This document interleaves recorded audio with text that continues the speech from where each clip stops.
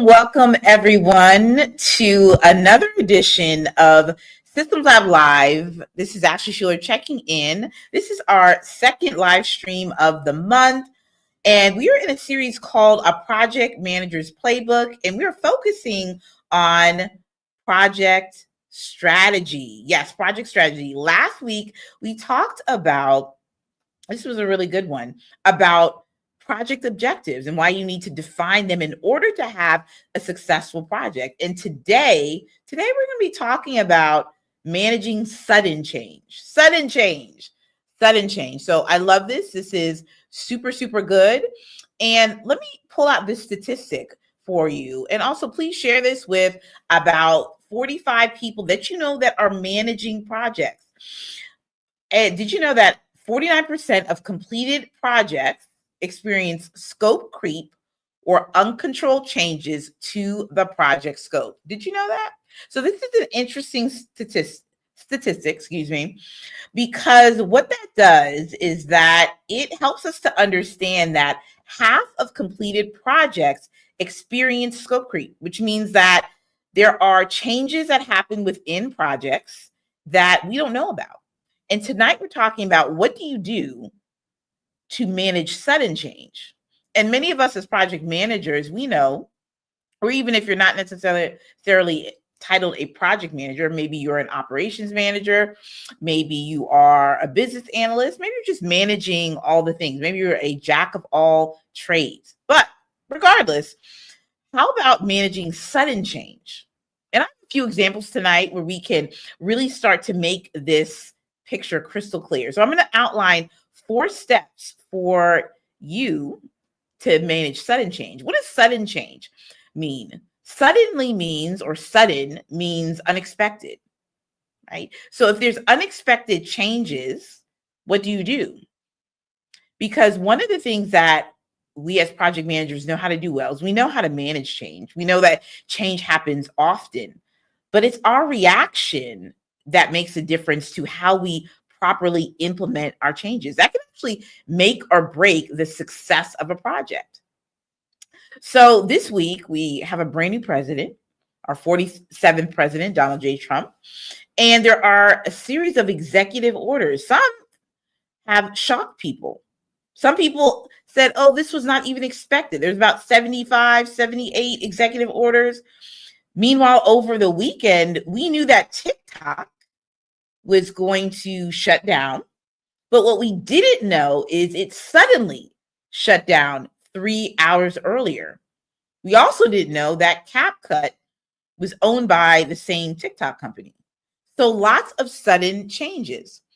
And even with our project work, what we're looking at here tonight to dissect is, how do we manage these sudden changes? Like, what do we do? So I'm going to go down and kind of talk through these 4 changes, but I'm going to kind of talk you through a few stories and some things that we can really take into account when we are talking about managing sudden change.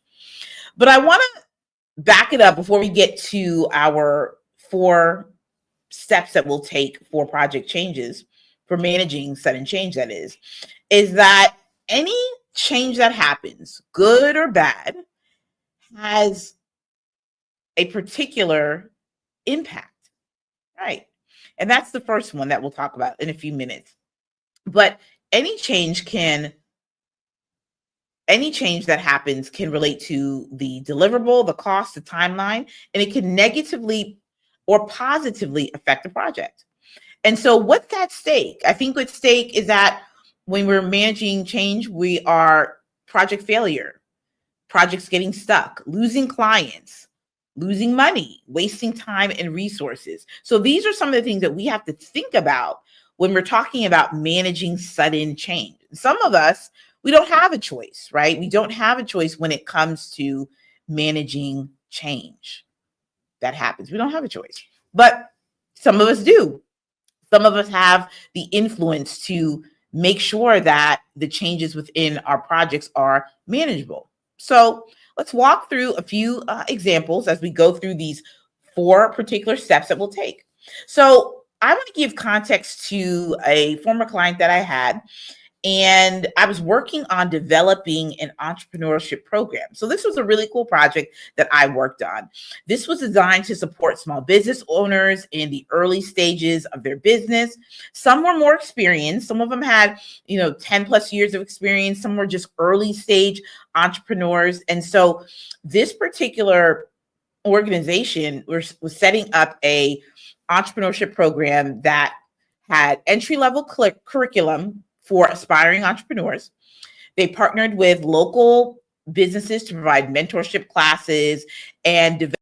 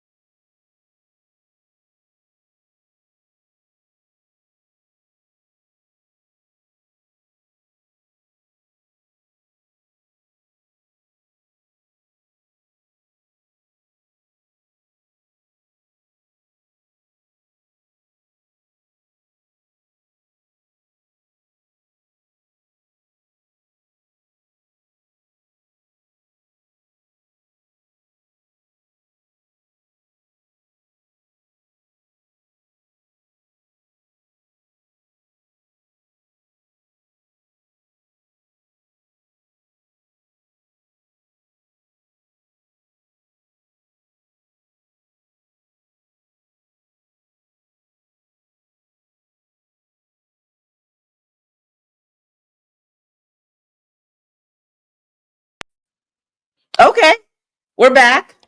Now, we don't know where we went, but we are here. Okay. Where did we leave off at? Okay. So let me back it up, because I don't know how long I was offline, but we had a little internet glitch, but we're going to keep it moving.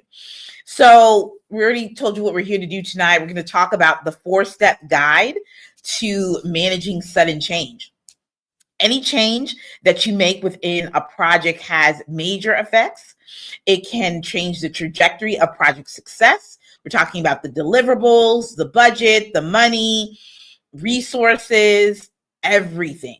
Okay. It affects everything. So let's talk about this entrepreneurship program that I was a part of. Okay. So let's talk about it. So this was a client of mine. It was super, super fun project.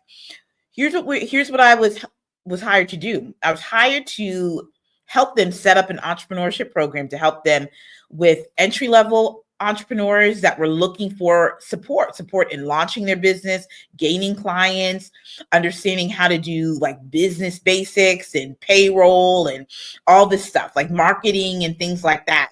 So the project was going super well. We were the first 90 days, we did a lot of meetings with community leaders, business leaders. We were inside the membership community, and we were gathering data.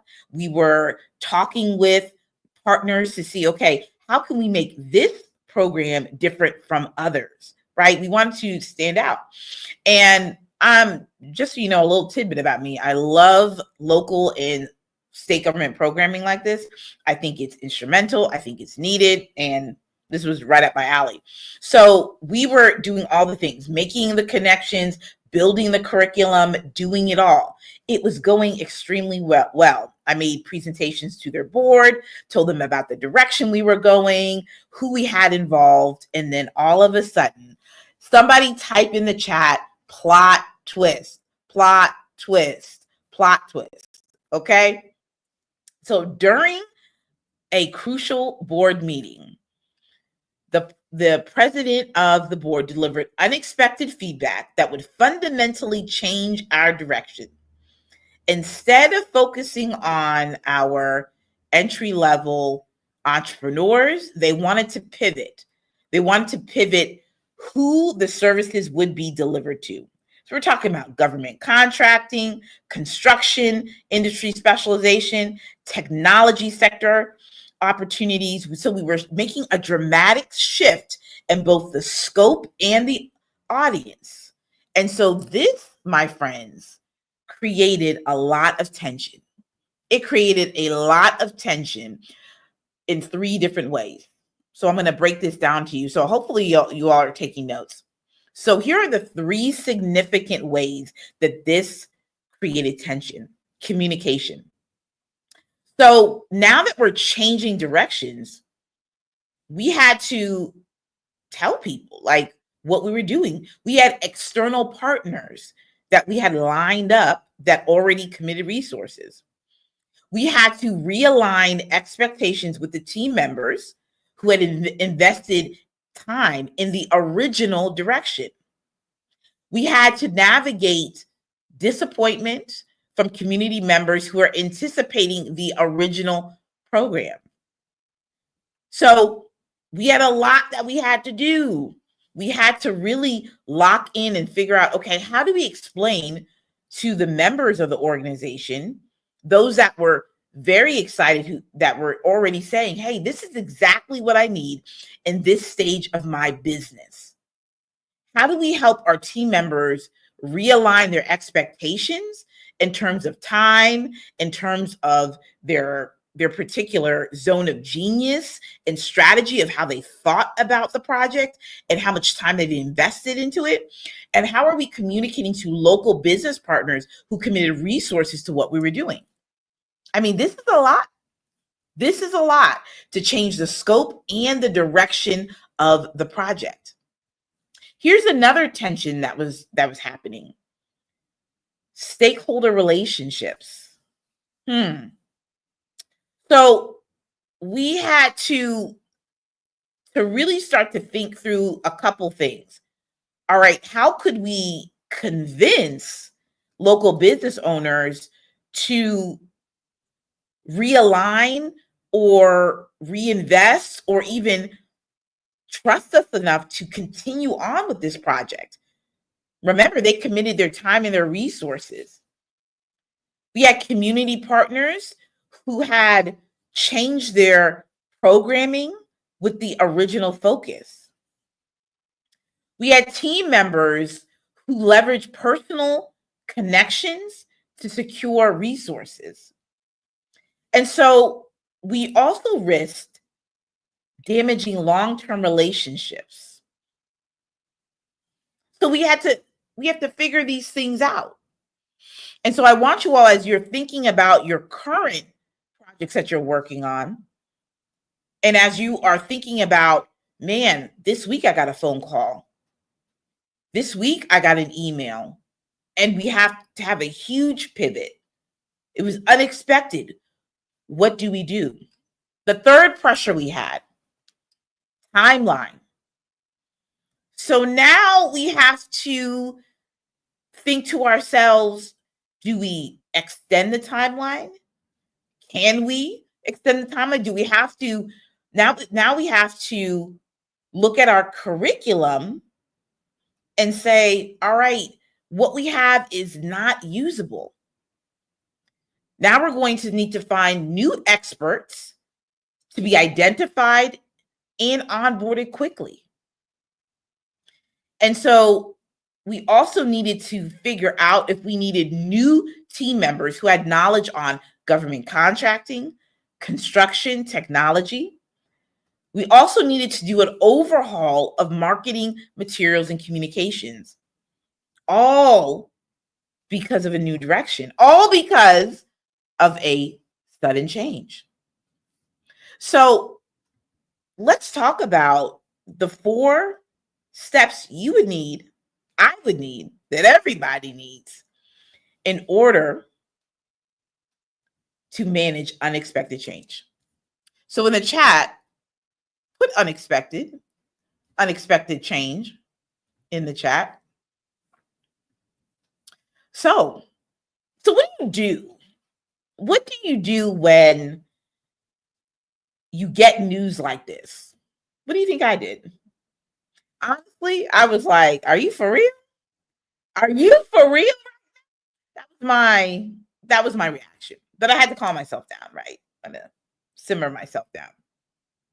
But that was my honest reaction, because I was like, how am I going to balance the tension of relationships, resources, money, and how do we reallocate that into this new direction?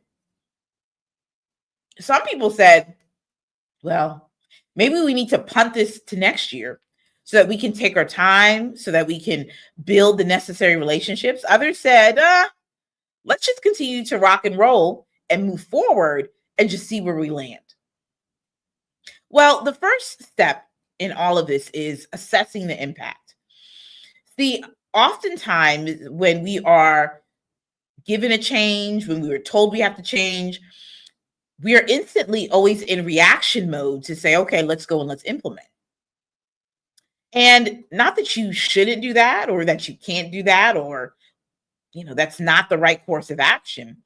But I'm a firm believer in telling those that have the big, bright ideas about the sudden changes that need to be made to talk about the impact. Yeah. To talk about the impact. How does this impact our relationships? How does this impact our budget, our money, our funding? How does this impact our team members? And how does this impact the timeline and the actual outcomes and the deliverables? So assessing what needs to happen. The second thing that we need to do, and I think it's no surprise because I'm a huge believer in this, which is document the changes. And I think documentation is something of it can be perceived as a barrier, right? People don't want to document. People think that it takes too long to do documentation. But there are too many tools like AI that can help you get a jump start. Too many templates out there that can help organize thoughts between Miro, between ClickUp, between Coda, all different types of resources out there that can really help you document the process at hand. And next month, we will be diving all into more about AI strategy, how to implement that into your work management tools and your processes. We're going to have a lot of fun talking about that in February. But documentation is key. So you're going to want to have something in your project plan. So this can be something that you are setting up by now. And this is going to be a huge theme in 2025, which is setting up project hubs. So you're going to want to have a place where you are tracking the changes. You're going to want to put that into some form of a document, like what the change is, the original change, or it could be requirement. So the original change, the new change, the impact, and the deadline and who's responsible. So that's what I talk about when I'm talking about documentation, because this is really helpful in black and white, seeing what you're doing, why you're doing it, who is doing it, and when the change needs to be implemented. The third thing to keep in mind is communicate early, communicate directly, communicate often. So there's like 3 little bubbles with that, 3 different like subpoints in communication: early, directly, and often. And so you're going to gather everybody together. Yes, it is meeting time. That's one of my favorite times, is meeting time. So you're going to need quite a few meetings. Quite a few does not mean 12. It doesn't mean 15. It just means that you need a good set of meetings to talk about all of these changes, what's involved, who's involved, the impact, the cost, deliverables, all of these things. Sudden change. Now, for some, you might be thinking, well, Ashley, there may be some things that we know that are going to come, but we just don't know when. And that's not necessarily a sudden change, but you can still apply these similar circumstances, these steps, to managing upcoming change, right? So if there's a new policy that's in place and you have to implement it, you can be preparing for various scenarios of how how you may implement that change. So just keep in mind that you may not always have sudden change, and that's okay. But these principles can apply to upcoming change and also the sudden change. So you're going to meet. You're going to meet with key stakeholders. You're going to meet with your team members. You're going to meet with the people who are responsible for the money. You're going to meet with your CEO. You're going to meet with directors. Whatever your circumstance is, entrepreneur or you're in corporate, in the workforce, you're going to meet with individuals and you're going to get answers. You need answers as a project manager. I always say this, you're not just an executor. You are a leader and you are a strategist. There's three things that you are. You're a leader, you're a strategist, and you're an executor. Oftentimes, let me put this back, or let me put these two down. Oftentimes, we're thought of as just the executor, but you are a strategist and you are a leader. So that means you ask questions. That means you think critically. That means you voice your opinion.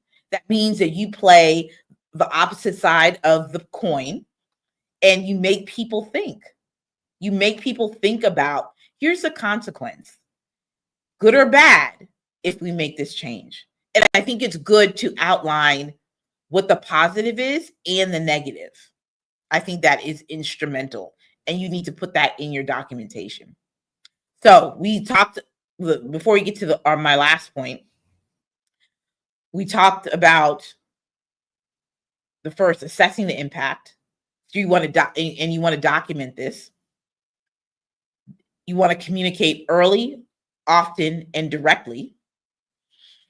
So as the work is going on, the fourth thing you want to do is monitor the change, monitor the implementation. So this is really, really crucial. You want to monitor how the changes are being implemented, because it's all fun and games until what? Somebody tell me. It's all fun and games until what? Until something goes wrong and the change doesn't get implemented right. So you want to make sure that you are monitoring closely how things are being implemented. So that could very well be that if you are working on like an app, maybe you are a software engineer, maybe you're working on releasing a new mobile app, maybe there's a change again in direction, an implementation of a feature. Something could go wrong in the process and you need to know. So monitoring that means, once again, meeting often. It means communicating clearly. It means being very direct. It means managing expectations. Managing expectations.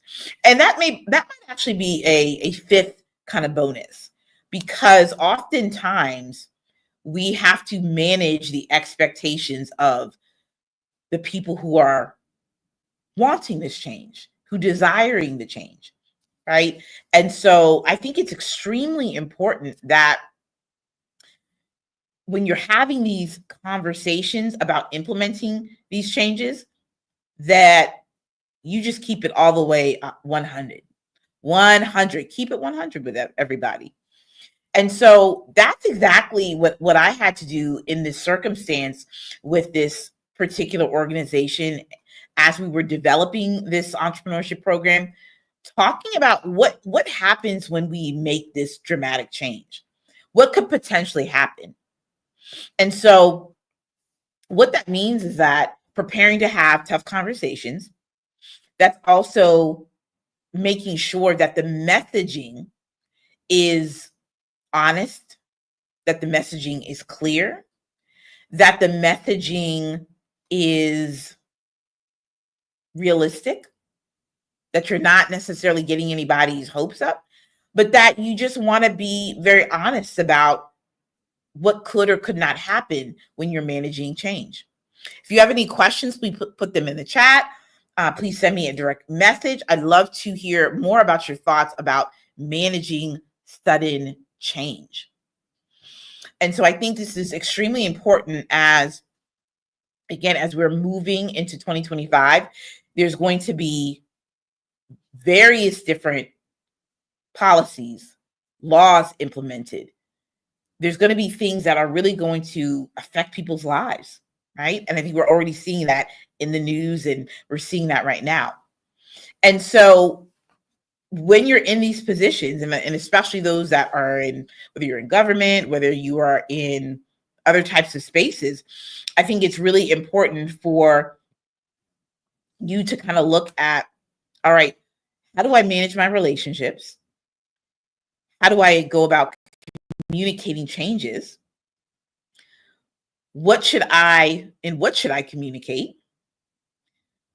How do I properly assess the impact so that certain communities, people, demographics aren't adversely affected? So, for instance, if you have like a company that is making a drastic change to their policy, maybe they're upgrading a feature, maybe they're doing a pricing change. I love this because this is a perfect example. Canva last year, Canva all one day said, they had a pop-up and they said, hey, we're gonna like double our prices. They did something with the pricing change. Everybody on the threads, on the Insta, people were hot. People were upset. They were like, first of all, second of all, third of all, why are you changing the pricing of Canva, of the individual accounts? Like, why are you doing that? People were upset. People were upset. Now, I'm sure that they had a particular business reason.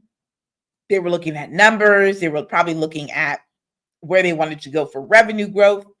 But I don't know if they anticipated the reaction that all of the folks at Canva, their customers, I don't think they anticipated like that reaction. And because of that, they said, hey, we hear you, we see you, we feel you.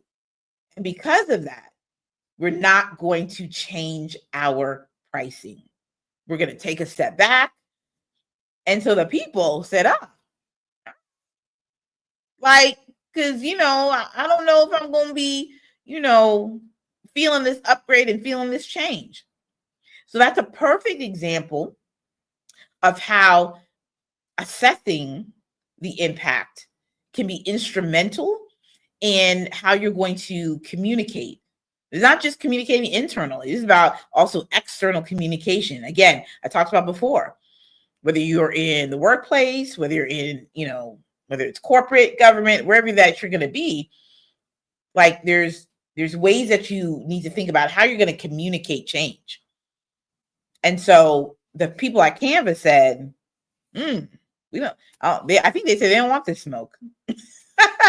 I think that's what they said. So I say all that to say is that these 4 steps are really going to help you and your team really think strategically about how successful your implementation of sudden change can be.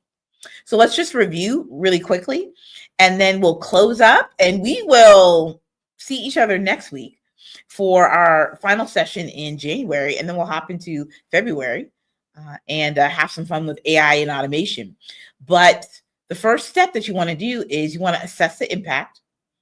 You want to know between your final deliverables, whether that's a product, whether that's a service, whether that's an app, whether that is an event, whatever that is, you want to assess the impact of what the final result is going to be.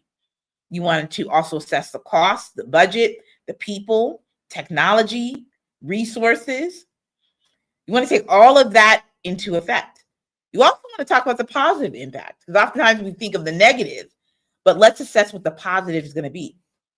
You want to document these particular changes, because documentation saves you and saves me, because nobody has to sit there and hem and haw about where did this come from, or why did this happen, or what was the decision behind this, or why did we have this change? You document. You take the time to document. When I mean you, it can be a collective effort, but someone needs to document this change so that it's read in black and white, and you can keep track of the changes and who is actually going to be accountable to implement this change.